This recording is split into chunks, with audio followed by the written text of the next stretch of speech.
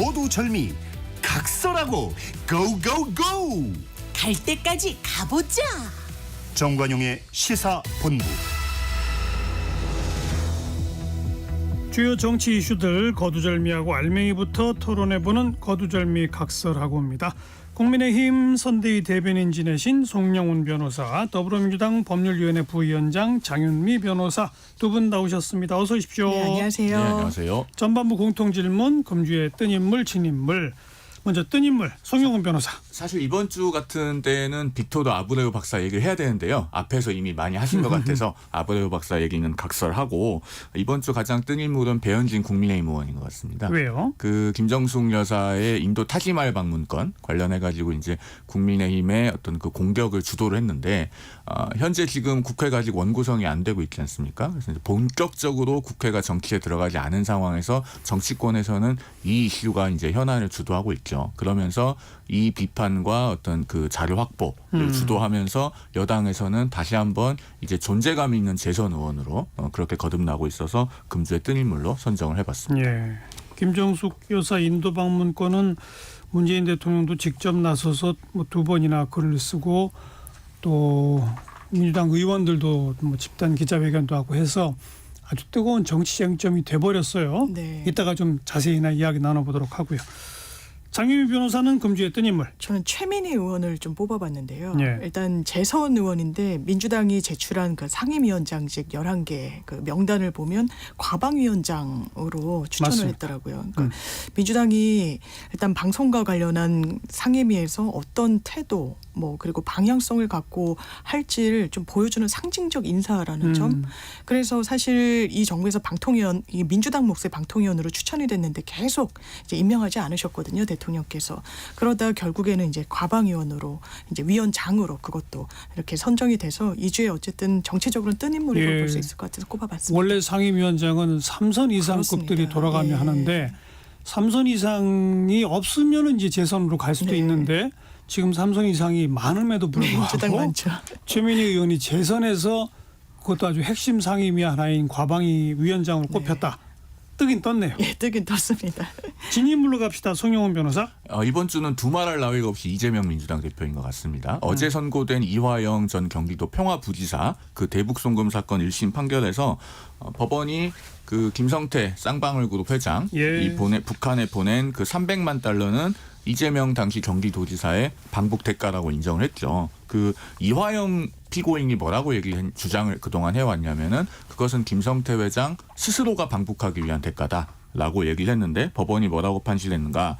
그 500만 불을 이미 북한에 보낸 상태에서 300만 불을 또 보낼 만한 이유를 달리 찾기 어렵다라고 해서 이화영 피고인의 주장을 어제 선고에서 일축을 했습니다. 그러면은 이제 이것이 이재명 대표의 방북 대가라고 하는 것은 확실해진 것이고, 그렇다면은 앞으로 이것은 제3자 뇌물죄의 구조가 갖춰지게 되거든요. 그러면 이재명 대표는 추가로 기소가 될 가능성이 매우 높아졌다고 봐야 됩니다. 그래서 금주의 진인물로 선정을 해봤습니다. 이 얘기도 조금 이따 좀 본격적으로 나눠보고요. 장윤미 변호사 진인물은? 저는 국민의힘의 추경호 원내대표를 꼽아봤는데요. 일단 전혀 뭐랄까요, 무기력한 느낌을 지울 수가 없습니다. 물론 뭐 민주당의 입법 폭주다, 뭐 원구성에 대해서 협치 안 한다라고 하는데 사실 그러면 어떻게든 협의의 지렛대를 마련하거나 할 수도 있는데 실제로 명단 제출도 안 하고 아무것도 안 해서 당내에서도 불만이 나온다라고 하고, 그러면서 이렇게 무기력한 국민의힘의 여러 단상 등을 보여주는 것 중에 하나가 국회 개원하고 한 40여 개, 한 38개의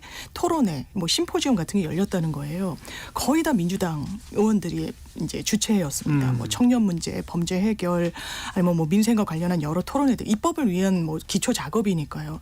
국민의힘에서는 어제 기준으로 한국경제 이 기사를 보면 2건의 토론회가 있었는데 윤재욱 의원이 주최자인 뭐 처분적 법률의 문제점, 이건 사실 이재명 대표의 이제 민생지원금을 직격하는 건데 사실 그 부분은 처분적 법률에 대한 위헌성 때문에 철회했던 부분이 있고요. 그 사안에 대해선 그래서 상당히 좀 무기력하고 처음에는 합리적이고 그래도 중도적인 분이셔서 협상력을 발휘할 줄 알았는데 그게 전혀 발휘되지 못하고 있다는 점에서 꼽아봤습니다. 뭐 간단히 그 원구성에 대해서는 잠깐만 얘기해 볼까요?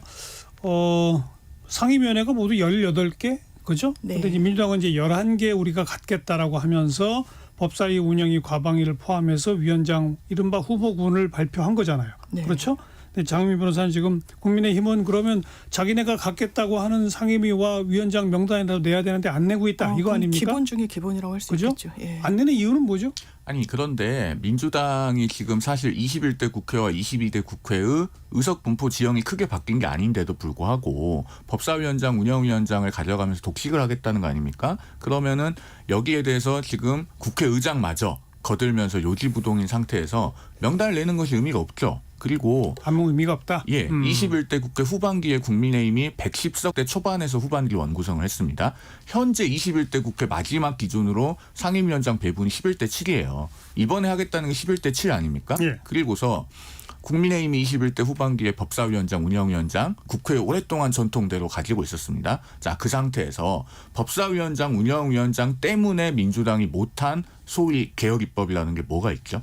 그러니까 대통령의 제2요구권을 문제 삼는다면 민주당 입장에서는 그럴 수는 있다고 생각합니다. 민주당 입장에서 하고 싶은 입법들이 있었는데 대통령의 제2요구에 막혔다. 그건 그렇게 생각할 수 있어요. 그런데 법사위원장을 못 가져서 못한 건 실제로 아무것도 없어요. 그러면 108석과 110석대 초반은 큰 차이가 없는데 11대 7이 그렇게 중요하면은 사실 21대 막판에 했던 상임위원장 배분대로 후반기대로 그대로 그냥 확정해도 됩니다. 그런데 법사위 운영위를 고집하는 한 지금은 명단 내봐야 소용이 없다. 그렇죠. 어떻게 뭐 지금 흘러나오는 얘기는 10일 날 10일 해봐야 내일 모레입니다. 네. 그냥 18개 상임위원장 다 뽑을 것처럼 보이는데요. 그렇게 예. 되나요? 일단 1차적으로는 18개 중에 11개를 낸 거는 지금 108석 국민의힘 그러면 한 3분의 1이라고 보면 18석 중에 3분의 1에 좀 해서 7석은 국민의힘 배정으로 해서 11개를 낸 건데 이것부터 10일에 먼저 좀 통과시킬 수 있다.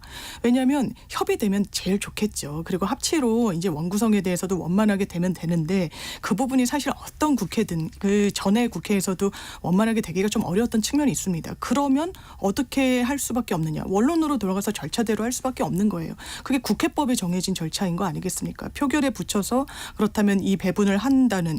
왜냐하면 더 지체되면 이 민생입법 같은 것도 다 이게 연동해서 지체되는 거 아니겠습니까? 예. 그 문제의식 속에서 아마 10일에 먼저 11개 상임위에 대한 배분을 완료할 것 같습니다. 그 우리나라 역대 국회는요. 1988년 13대 국회부터 지난 21대 국회까지 국회가 처음에 개원하고 원구성 협상이 타결돼서 작동할 때까지 평균 44일이 걸렸습니다. 그러니까 국회법상 훈시 규정으로 그 원구성에 관한 시한이 있기는 합니다만 그것을 실제로 한 번도 지키지 못했는데 예. 그건 국회의원들이 일을 하기 싫어서 안 지킨 게 아니고 우리 국회가 합의형 대의기관으로 기능하기 위해서 일종의 비용을 지불해 온 겁니다. 그러니까 40여일 정도 늦게 출발하지만 그 사이에 여야가 원구성 삿바 싸움을 하고 본격적으로 문을 못 열긴 하지만 어쨌든 합의를 해서 국회를 구성하고 출발을 시킴으로써 남은 3년 11개월 동안 국회가 많은 법안들을 여야 합의에 기반해서 처리를 하고 그 합의를 통해서 만들어진 법들이 사회적으로 생명력이 오래 가도록 하기 위해서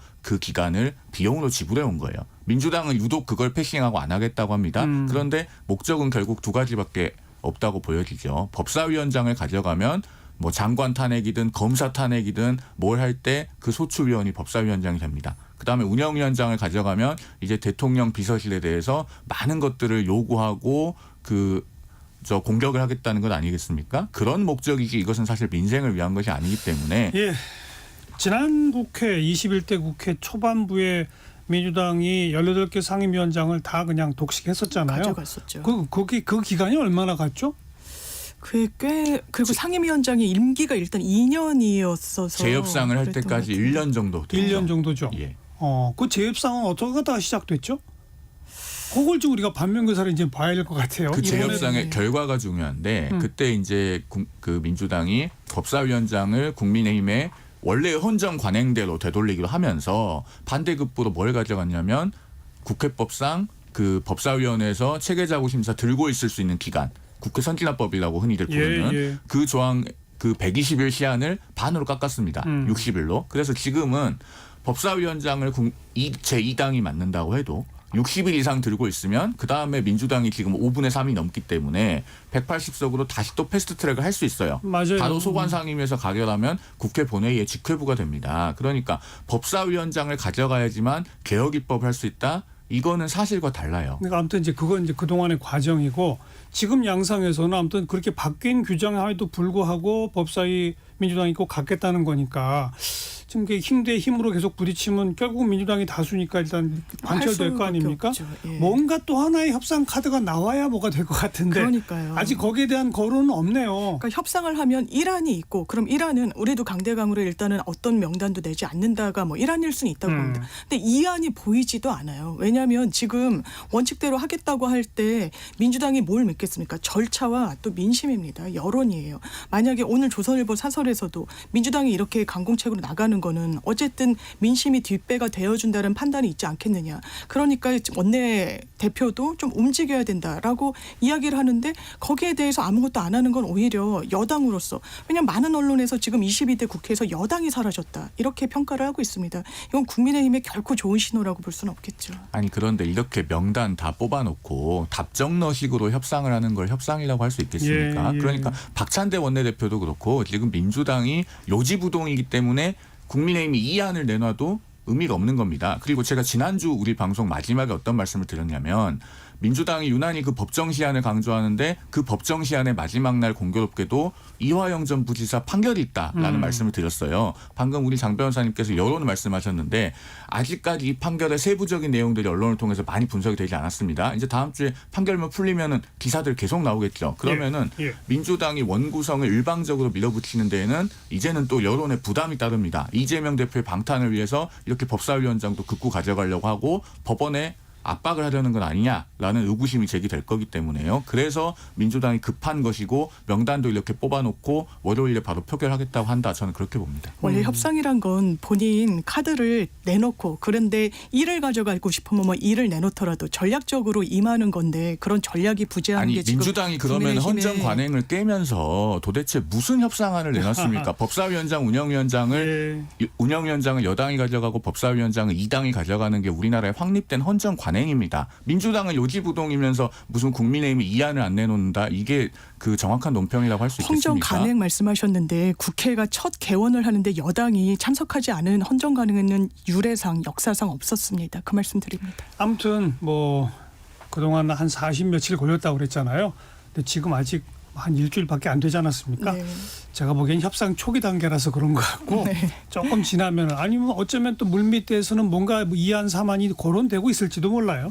아직은 좀 그런 게 없이 힘 대 힘 강 대 강의 충돌 양상이다. 뭐 지금까지는 그렇다. 뭔가는 아마 협상고 물꼬가 또 있을 수도 있다. 이 정도로 하신 게 맞는 것 같고요. 네.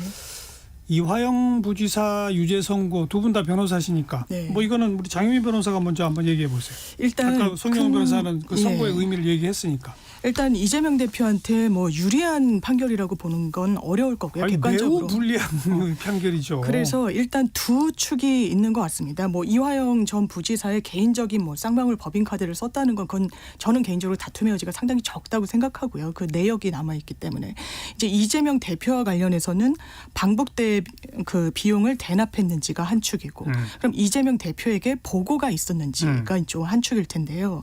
일단 재판부는 방북 비용을 경기도지사가 방북하기 위한 어떤 대가로서의 비용임이 인정하기 충분하다라고 판단을 했습니다. 그리고 이재명 대표에게 이화영 전 부지사가 정말 보고를 했는지 관련해서 이 부분에 대해서는 본건과 관련이 없기 때문에 이제 판단하지 않겠다라고 했어요.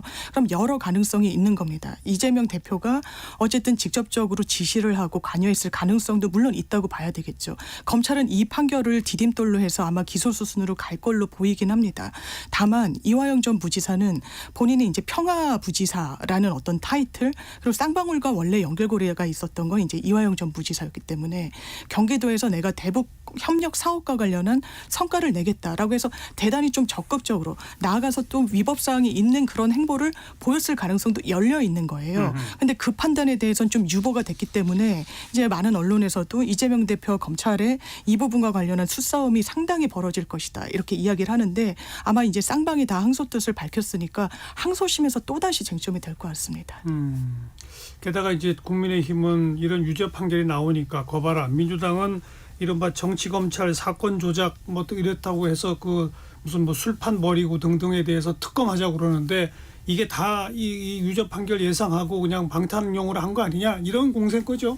그렇습니다. 그 어제 이제 6월 7일에 판결이 있었는데 민주당 이성윤 의원 등등이 6월 3일에 발의한 소위 그 대북송금 수사 관련 특검법이 있지 않습니까? 예. 거기 보면은 이제 수사를 다 해서 재판 1심 선고도 한 4일 남은 사건을 사실상 재수사할 수 있는 특검법이고 그 검사들이 뭔가 진술을 조작하고 뭐 회유를 했다는 의혹을 제기하면서 그런 것들을 특검을 하자고 합니다. 저는 그런 특검법을 발의한 사례가 기억이 안 나거든요. 찾아봐도 안 나오던데 그래서 이런 특검법을 발의하는 것 자체가 사실은 이 이화영 전 부지사에 대한 판결이 얼마나 민주당이 아픈 것인가, 특히 예. 이재명 대표에게 뼈 아픈 것인가를 보여주는 것이다 이런 생각이 들고 앞으로 이제 뭐 기소가 되고 재판이 진행되고 하면 민주당이 그 큰 힘을 이재명 대표 방탄하는 데 사용하려고 하지 않았으면 좋겠다라는 그 경고의 말씀을 드립니다. 이 일반 시민들의 상식에 비추어서도 민주당에게 불리한 기소가 돼 있는 모든 사건의 검찰 수사 과정을 다시 들여다보기 위한 특검법을 하자. 뭐 대장동 부분도 이 검찰 그 수사를 되돌아보기 위한 특검해야 할지 모른다는 얘기들이 또 민주당에서 나온 바가 있거든요. 그래서 그러면 검찰이 민주당에게 조금이라도 불리한 기소를 한 모든 검찰 수사는 다 특검으로 다시 검찰에 수사해보자.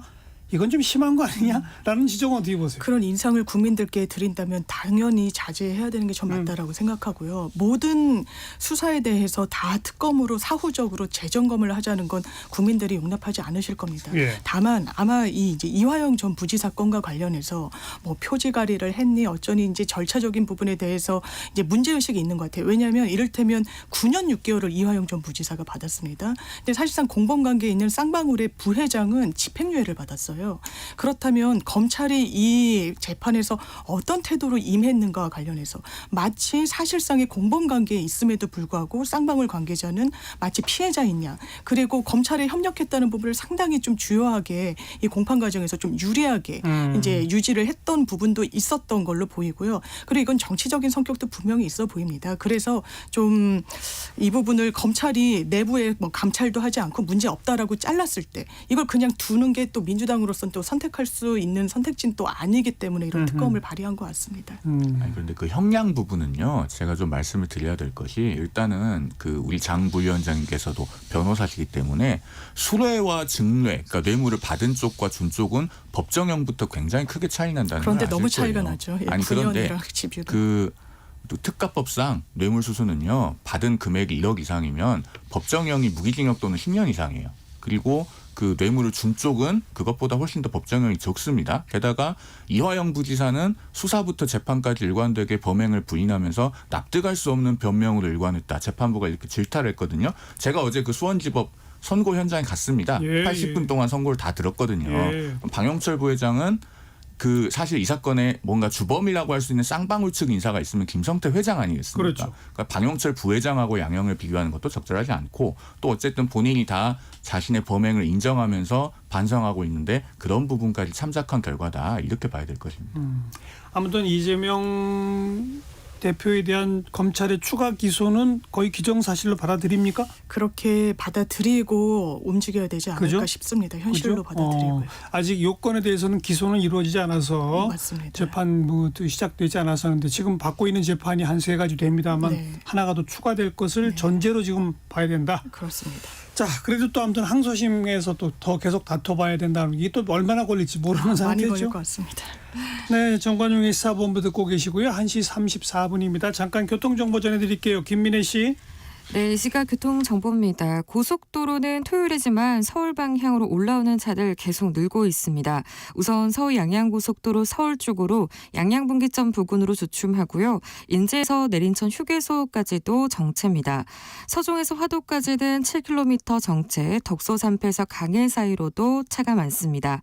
경부고속도로 서울 방향은 주감 휴게소 부근으로 주춤하고요. 옥산에서 목천까지는 12km 정체, 또 안성 분기점 강남과 이후 달래내서 반포까지도 각각 더디게 지나고 있습니다.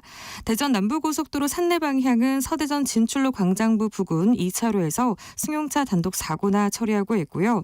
남해 이지선 김해 방향 가락 진출로 부근에서도 승용차 단독 사고나 처리 중입니다.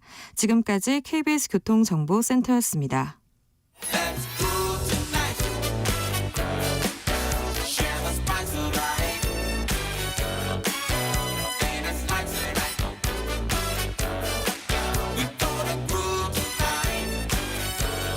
국민 MC 정관용. KBS 1라디오 정관용의 시사본부. 들어보면 달라요.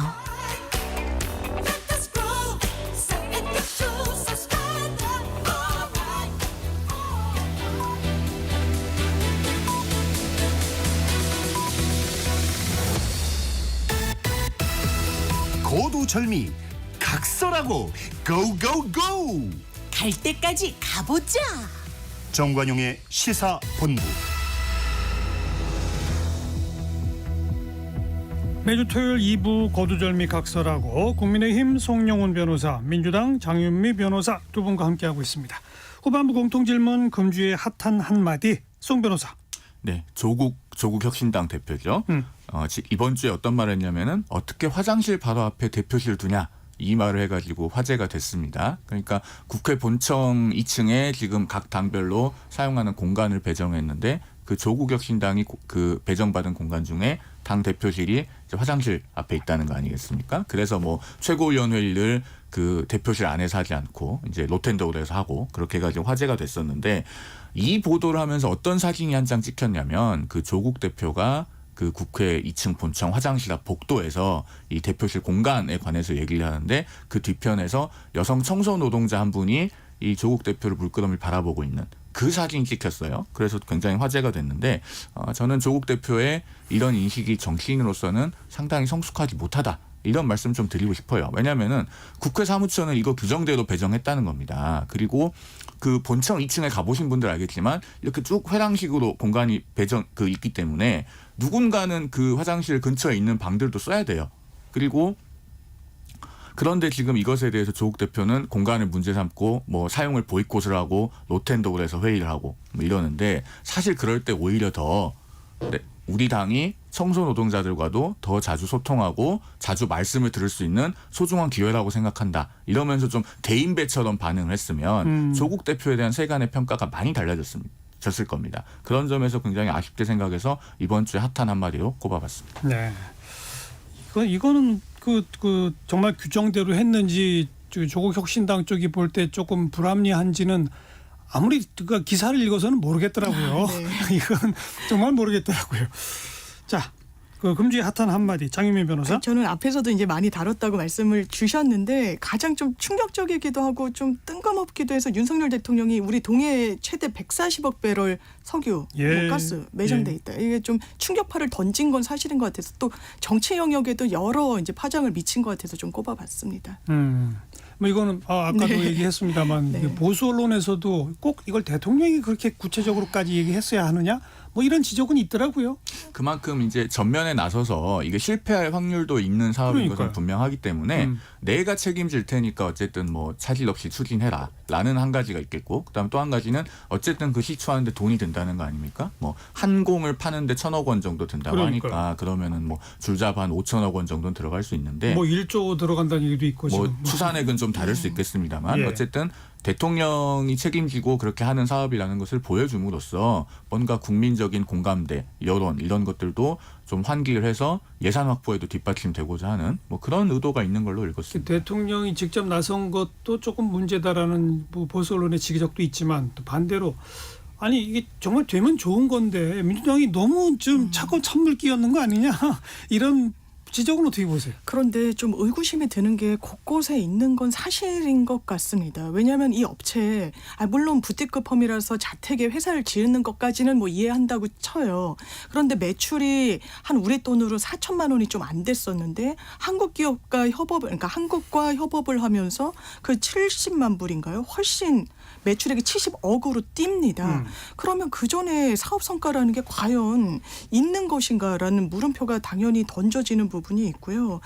그래서 대통령께서 나서신 게 이게 사업이 어느 정도 대단히 희미한데 계속 지금 논란을 자초한 게 아니냐. 그리고 산자부 장관 배석하는 것도 대변인실에서 몰랐다. 막 산자부에서 이렇게 이야기하고 기자들한테는 한 8분 전에 통지가 갔다라고 하는데 산자부와 그렇다면 이게 주무부처니까요. 어느 정도 기초 단계부터 대통령실과 긴밀하게 어떤 그 협의가 있었느냐. 관련 자료를 국회에서 요청했는데 전혀 못 내고 있는 이런 부분에 대해서는 국민들이 좀 우려하실 만한 지점이 있는 것 이게 같습니다. 결국 예산 심의 과정에서 뭐 야당도 동의해줘야 될 때 반영되는 거 아닙니까? 그죠? 뭐 민주당이 예산을 다 깎으면 할 수 있는 방법이 글쎄요. 없겠죠. 그러니까요. 그렇기는 한데 이게 만약에 이제 우리나라에서 석유와 천연가스가 대량 나오면 결국 언젠가는 민주당 정부에서도 씁니다.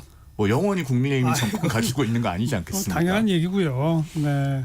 근데 이제 아마도 예산 심의하는 그 과정까지 네. 계속 또 민주당도 그냥 무턱대고 이건 안 돼라고 할 수도 없으니까 추가 취재를 더 해가지고 네, 그래야 돼요. 좀 그런 노력이 있어야 될 거예요. 네, 민주당의 그러니까 논평은 어쨌든 협조할 건 하겠다는 거예요. 그러니까요. 아니 그런데 이재명 대표는 이거 굉장히 그 실패할 거라고 단언하듯이 그렇게 얘기를 하지 않습니까? 굉장히 부정적으로 코멘트를 하던데 저는 그럴 필요가 없다고 생각하거든요. 더 좀 내용을 천천히 뜯어봐야 되겠다는 태도를 갖는 게 좋죠. 그리고 그렇죠? 그 오늘 빅토르 아브레우 박사가 그 조선일보에 인터뷰를 한 게 있는데 이렇게 얘기를 했더라고요. 유전이 있다는 가능성은 국가적인 경사인데 한국처럼 논쟁이 뜨거운 건 처음이다. 그러면서 본인이 이제 수십 년간 그 이 업에서만 일을 해왔기 때문에 다른 나라들은 반응이 어땠는지 이렇게 쭉 소개를 하는데 한국에 이렇게 뜨거운 논란이 있는 것은 자신은 잘 이해가 안 된다는 겁니다. 그러면서 그 지난 1년간 세계적인 전문가인 팀원들과 함께 그 동해 심해에 관해서 한 12테라바이트 분량의 자료를 검토를 했다. 그랬더니 이 남미 그 21세기 최대 광구로 일컬어지는 가이아나 유전이 있지 않습니까? 거기 데이터가 1950년대 흑백 TV 느낌이었다면 이번 지금 동해의 광구는 최신 고화질 TV를 보는 느낌이었다. 이렇게 설명을 했거든요. 그러면은 이분이 이제 엑슨모빌 지질그룹장 했었고 미국 퇴적학회장을 여기만 상당히 경륜이 있는 분 아니겠습니까? 그러면은 전문가가 이렇게까지 확신을 갖고 얘기를 하면 예. 한번 도전해보는 것도 좋겠다. 저는 그런 생각이 듭니다. 아무튼 뭐 일부 시간에도 전해드렸지만 그 호주 회사가 몇 년 동안 했다가 철수한 네, 뭐 맞습니다. 이런 걸 좀 더 뜯어보는 노력은 분명히 필요할 것 같아요. 그거 제가 원문 보고서를 보고 왔는데 잠깐 말씀드려도 네, 될까요? 얘기해보세요. 그 지금 우드사이드 에너지라고 하는 호주 회사 2023년도 그 연간 보고서에 보면은 그 No longer considered perspective라는 그 표현이 있다는 거 아니겠습니까? 그러니까 전망이 없는 걸로 판단되는 사업장에서 철수했다. 그런 얘기를 하면서 그게 그 문장에 바로 붙어 있는 게 아니고 다른 문장들 그러니까 어느 사업장들 철수하고 있는지를 얘기하면서 뒤에 가서 이제 코리아, 페루 뭐 이런 데가 나와요. 그러면은요 우리가 2023년 연간 보고서에 그런 내용이 있으면 그 회사가 계속 해왔으니까 그 앞에는 어떻게 언급되는지 궁금하지 않습니까? 그래서 제가 2022년 연간 보고서를 찾아봤어요. 그랬더니 거기 뭐라고 돼 있냐. 그 BHP라고 하는 회사하고 합병을 했잖아요. 합병을 하면서 이제 그 여러 가지 정리를 하기로 결정을 했다. 디사이드를 했다고 하면서 거기에 이제 그 한국이 언급이 됩니다. 그러니까 정확하게 그 두 보고서를 합쳐서 보면은 그 전망이 부정적이어서 철수했다기보다는 합병의 여파로 이제 구조조정을 하면서 한국 등등에서 철수를 하게 된 걸로 보는 게 맞을 것 같아요. 그런데 아무리 합병을 하더라도 전망이 밝으면 거긴 살려야 되는 거 아니냐라는 의구심은 생길 수밖에 없잖아요. 그건 이제 상대적인 여력이 있겠죠. 왜냐하면 그 시추 프로젝트라고 하는 것들이 어쨌든 시간은 오래 걸리고. 그럼 또 예를 들어서 그냥 5군데 가운데 전망이 우리가 한 3등에만 들어서도 좋은데 4등 정도로 해서 뺐다? 뭐 이런 건가요? 그거는 제가 정확하게 확인할 길이 없습니다만. 그러니까 그 호주 회사가 그래도 단연간 했다니까 그 회사는 꽤 크고 하니까 거기에 대한 추가 취재 같은 건 좀 있어야 될 거예요. 당연합니다. 2007년도에 계약을 해서 2019년도에 빠졌는데 어쨌든 석유공사만 50대 50으로 뭐 이율도 뭐 배분하기로까지 했는데 빠졌다는 거예요. 왜냐하면 기업은 이익대로 움직이니까요. 그러면 이 회사는 굉장히 좀 큰 굴지의 기업인데 거기에서 전망치를 제대로 보지 못한 부분 물론 그것도 다 믿을 수는 없겠죠. 그렇다면 이 브라질 뭐 액트지오에만 맡길 게 아니라 좀 크로스로 체크할 필요가 있다. 왜냐하면 이 과정까지 오는데 지질자원연구원 우리나라에서 이걸 들여다볼 수 있는 연구기관인데 어떤 의뢰를 해가지고 들여다본 부분도 없다라는 거예요. 그렇다면 다소 부실한 거 아니냐 이런 의혹은 아까 우리 그 해야 되겠죠. 경제평론가께서는 그 미국 회사로 결정될 때까지 입찰을 했다고 해요. 그런데 그 경쟁 업체들이 그럼 어디였는지 등등 이런 것도 추가 취재가 좀 있어야 할 것 그래야 같고요. 될 것 같습니다. 4개 회사가 입찰에 참여해서 그러니까요. 그 중에 이제 그 액트지오가 선정이 됐다고 하죠. 예, 그러니까 그 과정 같은 것도 제가 지금 언급하는 거는 자꾸 이렇게 뭔가 예단하지 말고 호주 회사 그다음에 이번에 입찰 과정 이런 건 추가 취재는 있어야 된다. 아마도 예산 심의 과정에서는 당연히 있지 않을까. 특히 야당이 문제 제기하려면 그런 추가 취재가 있어야 될 것 같아요. 네. 자, 아까 우리 그 김정숙 여사 건 그렇지 않아도 그 인도 방문이 논란이었었는데 최근에 뭐 기내식 비용이 6,200만 원이다라는 것을 오면서 상당히 폭발성을 갖게 됐어요.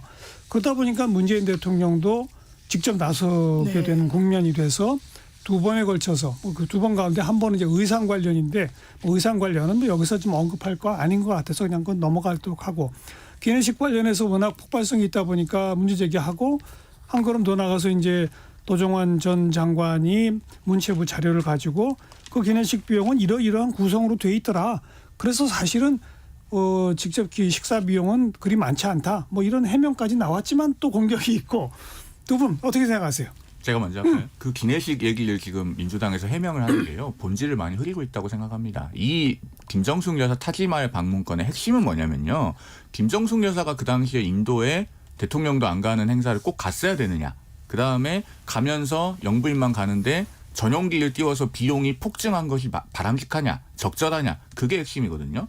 원래 도종환 문체부 장관이 가기로 되어 있었던 그 대표단의 출장비로 잡혀 있었던 건 2,591만 원입니다. 그런데 김정숙 여사가 가기로 하면서 총 비용이 3억 7천만 원으로 급증했다는 거 아닙니까? 그중에서 대통령 전용기인 공군 2호기를 띄워서 운영하기 위해서 들어간 비용이 2억 3,670만 원입니다. 그 기내식비 6,292만 원이라고 하는 것은 그중에 일부인 것이죠. 그러니까 그 전체를 봐야지 기내식으로 초점을 좁혀서 자꾸 이런 얘기하고 저런 얘기하는 것은 본질이 흐리는 거예요. 그다음 또 한 가지.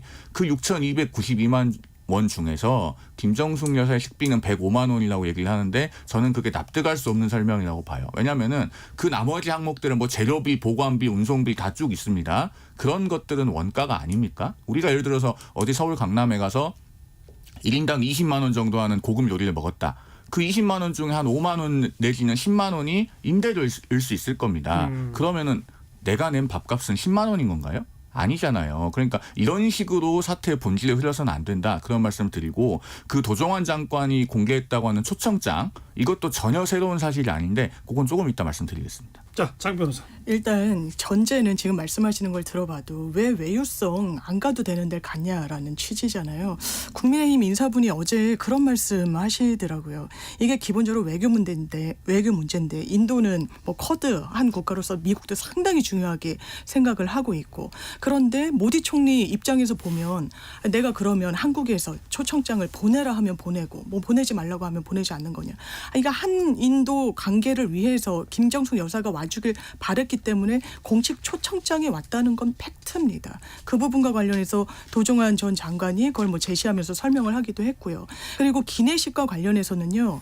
윤건영 의원도 뭐 줄기차게 이야기를 했지만 대한항공에서 지금 현 정부에도 동일한 컨디션으로 전용기와 관련해서는 제공을 하고 있다는 거예요. 그 비용과 관련해서.